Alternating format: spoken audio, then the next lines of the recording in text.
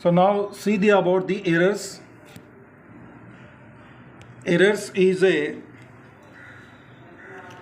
the defects in a measurement of a physical quantity is called as a errors. दोष भौतिक राशीमधला जे काही measurement करताना जे काही दोष येईल त्याला म्हणलेलं आहे एरर्स. म्हणजे जसं तुम्ही बघितलं असेल 9वी 10वीला त्रुटी व चुका. एरर्स मीन्स त्रुटी आणि मिस्टेक्स म्हणजे चुका. चुका टाळता येतात परंतु त्रुटी टाळता येत नाही. एरर्स म्हणजे त्रुटी. म्हणजे भौतिकी राशीमध्ये काय आहे माहीत आहे का? दोष आहे, त्याला काय म्हणलेलं आहे? त्रुटी म्हणलेलं आहे. म्हणून तर हे जे त्रुटी आहे, so these are two types of errors. So one is systematic error, other is a random errors.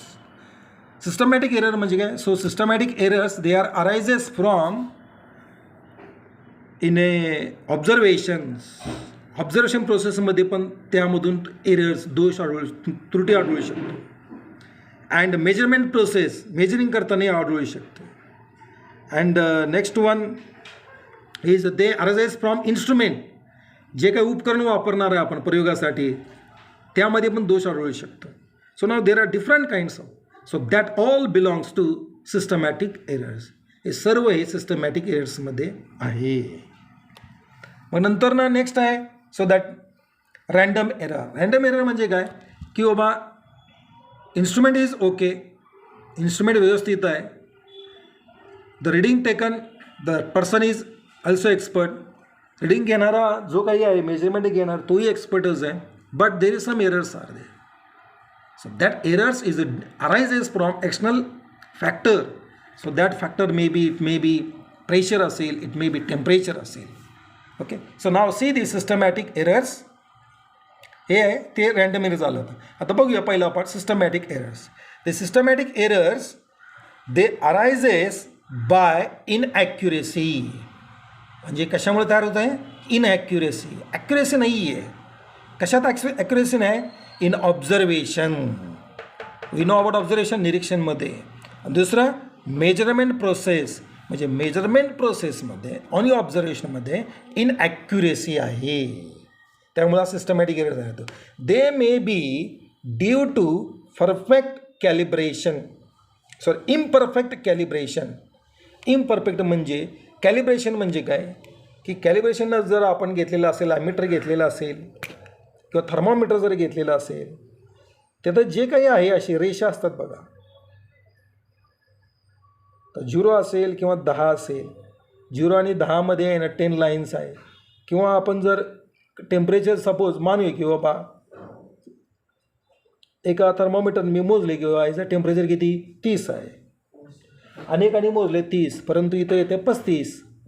म्हणजे याचा अर्थ काय की या थर्मोमीटरमध्ये 5 डिग्रीनी पुढं आहे. किंवा अमीटर घेतलं आपण, करंटच पास नाही आहे, तर तो दाखवतो किती 5 ॲम्पियरमध्ये, काटा 5 ॲम्पियर दाखवतो. म्हणजे काय? हा इम्परफेक्ट कॅलिब्रेशन्स ऑफ इन्स्ट्रुमेंट असं आहे. त्याला म्हणतात कॅलिब्रेशन्स. याला म्हणतात कॅलिब्रेशन्स. अलग लक्षात. सो नाव दे मे बी पॉझिटिव्ह. हा पॉझिटिव्ह पण आहे आणि निगेटिव्ह पण आहे. So now this one is a systematic error. So in systematic error, the first one is a instrumental error. पहिला जो पार्ट आहे instrumental error. So what is instrumental error? So instrumental error, so they arises from defective calibration of instrument. It arises from defective calibration of instrument.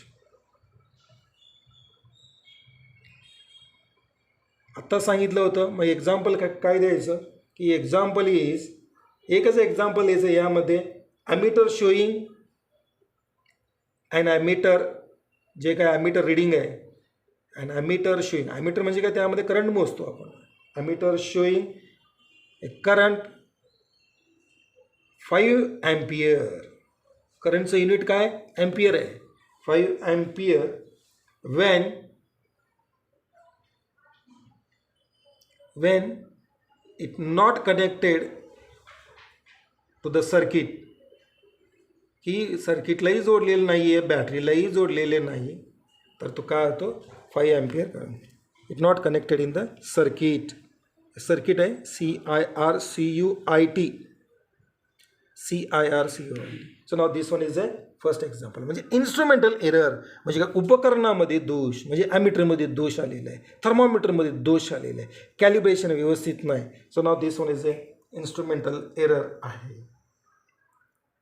आलं का लक्षात आहे? So now this one is a first one. नंतर ना दुसरा जो आहे, so that is a errors due to imperfection. म्हणजे यामध्ये सेकंड जो पार्ट आहे, errors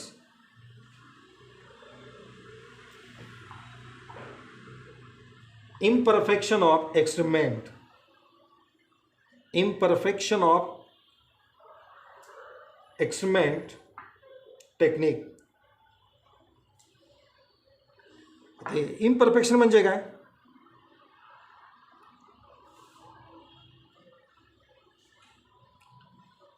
This errors arises due to fetch the setting of the instrument. मग त्याचा जो काही आहे इन्स्ट्रुमेंट जो काय सेटिंग आहे तो प्रॉपर नाही आहे. So there is improper setting of experimental apparatus. Improper setting of experimental apparatus.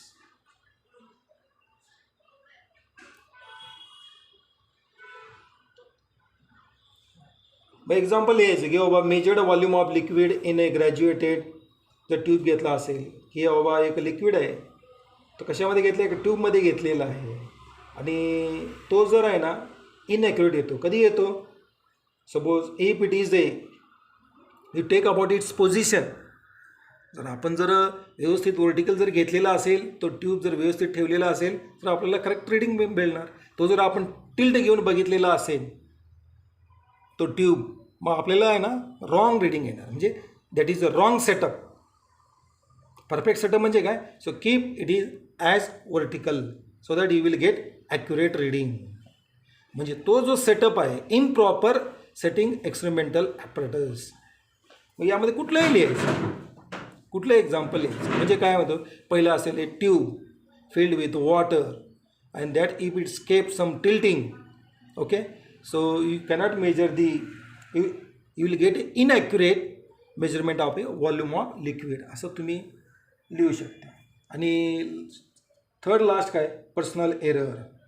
Personal error म्हणजे की प्रत्येकामध्ये व्यक्तिगत एरर आहे, प्रत्येकामध्ये काय दोष आहे, प्रत्येका म्हणजे व्यक्तिगत दोष आहे. असं this personal error vary from person to person. म्हणजे हे जे दोष आहे हे आहे ना व्यक्ती असणार आहे. म्हणजे सपोज मी एक रीडिंग घेतला असेल, अजून एकाने एक रीडिंग घेतला असेल, काही विद्यार्थ्यांनी रीडिंग घेतला असेल, तर सर्व व्यक्तींचं जे काय आहे एक रीडिंग सारखं असणार नाही. मी घेतलेलं एक असणार, दुसऱ्याने घेतलेलं थोडं काहीतरी एक तो मीन व्हॅल्यूपेक्षा थोडं पुढं तरी असणार किंवा पाठीमागं असणार. जेवढे 4-5 घेणार आहेत तर 4-5 जणांचं जे काय रीडिंग आहे ते सेम असणार नाही. म्हणजे याचा अर्थ काय की त्यांच्यामध्ये काहीतरी दोष आहे. म्हणजे there is some error, so that is a personal error. So personal error it arises from person and it vary from person to person while performing experiment. प्रयोग करताना हे पर्सन टू पर्सन हे एरर असणार आहे. आता उदाहरण देत असेल तुम्हाला तर तुमचं ज्वलंत म्हणजे एक्सपेरिमेंटच्या अगोदर आहे ना ज्वलंत हँडरायटिंग असेल. बघा प्रत्येकाचं हँडरायटिंग समान आहे का? नाही आहे. कोणाचा वाय वेगळा असतो, कोणाचा एक्स वेगळा असतो, प्रत्येकाचं समान असू शकत नाही. So that is a personal error आहे. तसंही इथेही प्रयोग करता नाही आहे ना. So this errors are arises from a person. मग हे अवॉइड करण्यासाठी कसं पाहिजे? The person should be expert और स्किल्ड पर्सन. मग हे एरर जर अवॉइड करायचं असेल the person should be expert and skilled person. म्हणजे हा एरर दोष आपल्याला रिमूव्ह करायचा असेल तर आहे ना तो तज्ज्ञ असला पाहिजे आणि स्किल्ड पर्सन असला पाहिजे. Okay, so now these are the systematic error. आणि नंतरनं जो मेन टाईपमधला दुसरा जो आहे random error. Random error is so reading taken by a person is expert, म्हणजे जो रीडिंग घेणार आहे तो एक्सपर्टच आहे मानूया. आणि दुसरं काय, इन्स्ट्रुमेंट ही व्यवस्थित आहे, सर्व व्यवस्थित आहे, तरी पण इथं रीडिंग घेत नाही. So there is some factors arises, so that is external factors arises. So that external factors, it may be pressure, it may be temperature, it may be anything. जर आपण जर आता तुम्ही प्रयोग जर हिवाळ्यात जर करत असेल तर हिवाळ्यात आहे ना, तर सकाळी टेम्परेचर किती असतं, 18 डिग्री 19 डिग्री 20 डिग्री या रेंजमध्ये असते. ते जर तुम्ही जर आहे ना मार्च एप्रिलमध्ये जर तुम्ही आहे ना सकाळी 7:30ला जरी करत असेल प्रयोग, तर तेव्हा किती असणार, डायरेक्ट मोर दॅन 25, डायरेक्ट 30 किंवा अबाव 30 40 पण असू शकतो, 30 असू शकतो. म्हणजे याचा अर्थ काय, मग त्यामुळं आहे ना तुमचं जे काही रीडिंग आहे ते चुकण्याची शक्यता आहे. तुम्ही म्हणणार की मग लगेच आम्हाला कळणार की बाबा ह्यांनी रीडिंग कॉपी केलेलं आहे, हे यांनी रीडिंग घेतलेलं नाही. सो म्हणजे that is arises from randomly. अलग लक्षात. So these are the errors.